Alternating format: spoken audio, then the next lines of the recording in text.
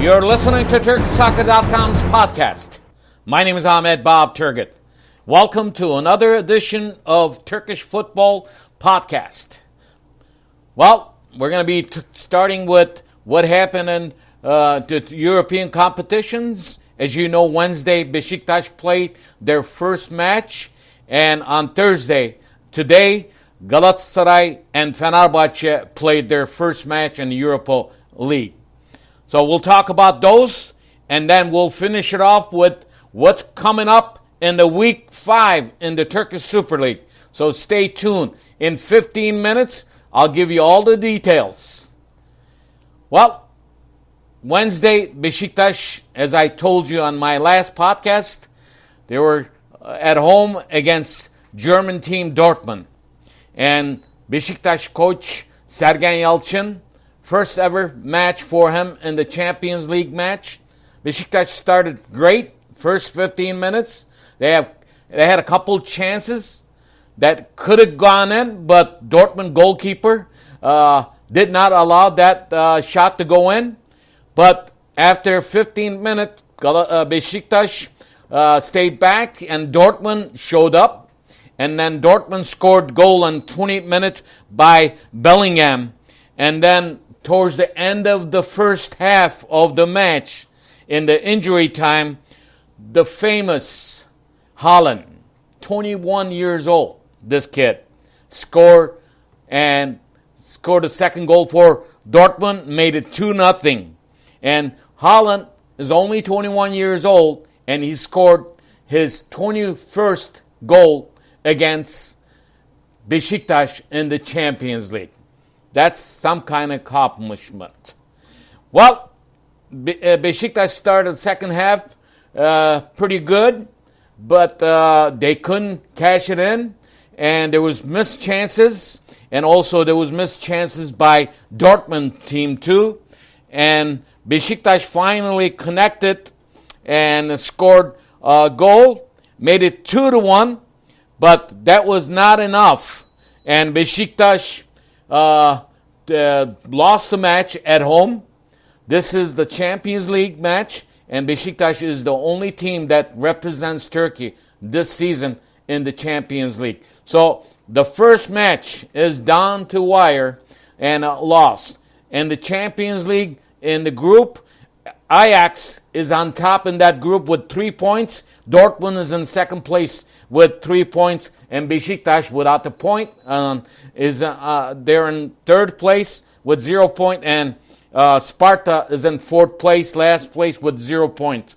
Now, Besiktas will play against Ajax. They will travel to Netherlands to play Ajax. So this should be a very important, very good match between these two teams. We'll see what happens. Now, on Thursday, good news and not so good news, because I think Fenerbahce deserved to win that match. I'll talk about it, but I want to talk about the Galatasaray match, because that was the match that started earlier. Galatasaray at home, and I told you this, the 12th man, when Galatasaray plays home, makes a huge difference for Galatasaray team and for Fatih Terim. Let's face it, the 12th man won this match. They did not stop for whole match on the stands. And with a lucky goal, with a lucky own goal by Lazio goalkeeper, cost Lazio 3 points, and Galatasaray won 1-0. That was a huge. Galatasaray played very well. Galatasaray defense played good. Muslera played good. And they had young guys in the midfield. They ran. They kept up with Lazio midfield. And they locked a lot of those star players on Lazio team. So this was a huge win for Galatasaray. And the goal came in the 66th minute. Very awkward goal. The goalkeeper, Strakosha, scored his own goal. He actually went up on the air and let the ball himself to the net, into the net. So this was like disaster. This has got to be the own goal of the year, if you ask me. So with that score, Galatasaray beat Lazio 1-0. Galatasaray is on top of the Group E in the Europa League with 3 points. And Moscow is in second place with 1 point. Marseille will be in the third place with 1 point because they tied with Moscow 1-1. And fourth place team, Lazio, Galatasaray just beat them. And they don't have any score right now. Now, the Group D, I told you earlier. Fenerbahce start the match great. First 15, 20 minutes, they were great. And Mesut Özil, in the 10th minute, scored goal. Fenerbahce was up. And what happened, and then second half, Frankfurt tied the match 1-1. And in the injury time, Fenerbahce earned penalty kick. Pelkas missed the PK. This should have gone in. And Fenerbahce, instead of getting the 3 points, they walked away from Germany only 1 point. So in Group D, the Greek team is in first place, Olympiacos with 3 points, and Frankfurt is in second place with 1 point, and third place team, Fenerbahce, is in third place with 1 point, and the fourth place team, Antwerp, doesn't have any points. So, this overall, it's not so bad for Turkish teams in the Europa League, and we're going to see what's going to happen with Besiktas, because Besiktas has to make some changes when they play against the Champions League teams. And Besiktas will be facing, as I told you, later on in this coming month, they will travel to Netherlands to face the first place in the group, Ajax team. We'll see. That match should be a lot of fun. Well, week 5 in the Turkish Super Lig. I'm going to tell you one thing. The Super League, between Super League and the European matches and Turkish national team matches until the national team break, there's going to be a jam-packed soccer, non-stop football in the Turkish Super League.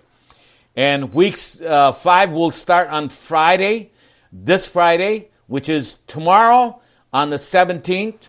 It'll end on Sunday, and then week 6 will start on Tuesday the 21st, and it'll end on Thursday the 23rd. Week 7 will start on Friday, September 24th. So we have a lot of matches next 10 days in the Turkish Super League. Let's get to week 5. It's coming up on Friday first. We have 2 matches. Altay will be hosting another team from Izmir, Göztepe. This will be Izmir Derby on Friday in Izmir. This should be fun. Altay, lately, as you know, that first 2 weeks, they won their match. They were on top of the Turkish Super League. Now they dropped on. Göztepe is looking good. This should be a very fun match, but I think Altay is much closer to winning this match. I wouldn't be surprised if Göztepe ties this match too. And also on Friday, Yeni Malatyaspor will be at home. They will be hosting Fatih Karagümrük. Fatih Karagümrük is a good team. We'll see what happens in Malatya. On Saturday, there are 4 matches. On Saturday, whoever wins their match, if Besiktas loses or ties, we could see Trabzonspor, if they win, they could capture the first place. Here are the 4 matches on Saturday, the September 18th. Sivas will be at home against Gaziantep. And Kasımpaşa will be hosting Trabzonspor. The Trabzonspor has 10 points like Besiktas has. Adana Demirspor, the disappointment with Mario Balotelli, will be at home against Rizespor. We'll see what they do. And Besiktas will travel to Antalya, and then they will face Antalya Spor in Antalya. So it's very crucial for Besiktas playing these games and then have to face a team later on in the Champions League. Very, very busy schedule for the teams that playing in the European competition, as I told you before. On Sunday, we have Giresunspor, the newly promoted team who has 0 points, will be at home against Konyaspor. Konyaspor looking good. They have 10 points. I wouldn't surprise if Konyaspor gets 3 points in Giresun. At home, Galatasaray, after traveling back, staying in Istanbul after playing the Europa League match against Lazio, they will be at home. They will face Alanyaspor. This should be a very fun match. I don't think Alanyaspor is an easy team to roll for Galatasaray. And Galatasaray might lose this match or tie. Alanyaspor has a good team. In Hatay will host Kayserispor. Kayseri, another two good teams, Hatay and Kayseri. This should be fun, but I think this should be more like a draw for me. And Başakşehir, the one-time defending champions, who has 0 point so far after week 4, they will be at home against Fenerbahce. Fenerbahce is traveling from Netherlands to Istanbul tonight. They will be home Friday. They'll rest. And then Saturday they'll have a little practice day. And Sunday they will face Başakşehir in Istanbul. Now, Fenerbahce is another team that has 10 points.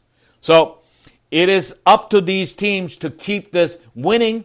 The 4 teams who has 10 points, they lose, they will be dropping down in the standings. And Galatasaray, in meantime, Galatasaray has only 8 points. That's why Galatasaray, if they want to move up on top, they need to win this match against Alanyaspor. So, a lot of full-packed soccer, football in the Turkish Super Lig, as I mentioned to you before. So, it was a good day, I should say, on Thursday for Turkish teams in the Europa League. Not so much good day for Besiktas in the Champions League. That was their first match. So, we'll see what happens after week 5. After the week 5 matches played on Sunday, the week 5 finishes on Sunday. I will be back here on this podcast on Monday, and we'll talk about what happened in the week 5, and then we'll preview week 6 and maybe week 7, and talk about matches that is coming up in the European League. Because if you look at it now, Besiktas will play Ajax on September 28th after Besiktas travels to Izmir, plays Altay on September 24th. And Galatasaray will be playing in France against Marseille on September 30th. So those are the matches. That's very important. Also, Fenerbahce on September 30th, on Thursday, they will travel to, they will be at home. This is a plus, but a match before that in the Turkish Super Lig, Fenerbahce travels to Hatay to play the league match on Sunday, September 26th. So on September 30th, Fenerbahce will be at home against Greek team Olympiakos. So those are a lot of matches coming up in the month of September and early October. We'll see you next time. This is Turkish Football Podcast, brought to you by TurkishSoccer.com. My name is Ahmet Bob Turgut. See you next time.